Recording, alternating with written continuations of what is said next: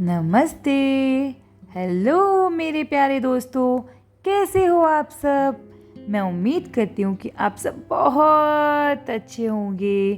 तो चलो आज की हम अपनी स्टोरी को स्टार्ट करते हैं। ये कहानी है एक चींटी और टिड्डे की। एक बार की बात है, गर्मी का मौसम था और एक चींटी कड़ी मेहनत से अपने लिए अनाज जुटा रही थी।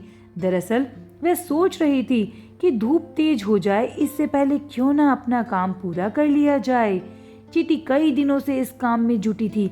वह रोजाना खेत से उठाकर दाने अपने बिल में जमा कर रही थी और वहीं पास में एक टिड्डा फुदक रहा था, मस्ती कर रहा था, नाच रहा था, गा रहा था, गाने गाकर जिंदगी के मजे लूट रहा था।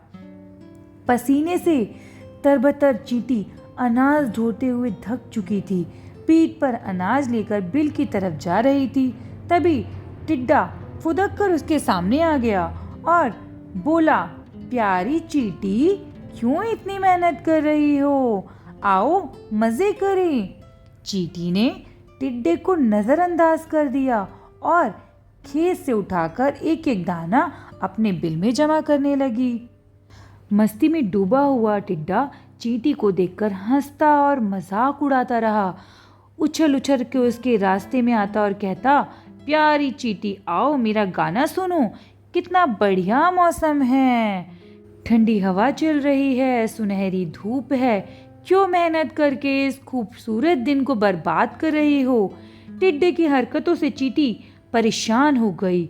उसने समझाते हुए कहा, सुनो टिड्डा, ठंड का मौसम कुछ ही दिनों बाद आने वाला है, तब खूब बर्फ गिरेगी, कहीं भी अनाज नहीं मिलेगा। मेरी सलाह मानो, अपने खाने का इंतजाम कर लो। पर टिड्डे ने चींटी की बातों को नजरअंदाज किया और अपनी मस्ती में मगन रहा। वो धीरे धीरे गर्मी का मौसम खत्म हो गया। मस्ती में डूबे टिड्डे को पता ही नहीं चला कि गर्मी कब खत्म हो गई और बारिश के बाद ठंड आ गई। कोहरे और बर्फबारी की वजह से बामुश्किल सूरज के दर्शन हो रहे थे।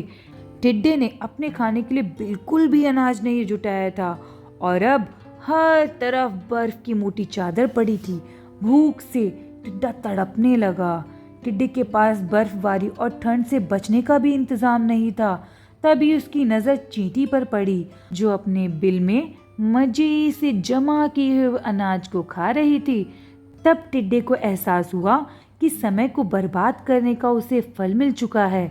भूख और ठंड से तड़पते हुए टिड्डे ने चींटी से मदद मांगी और चींटी ने उसकी मदद की, खाने के लिए कुछ अनाज दिए।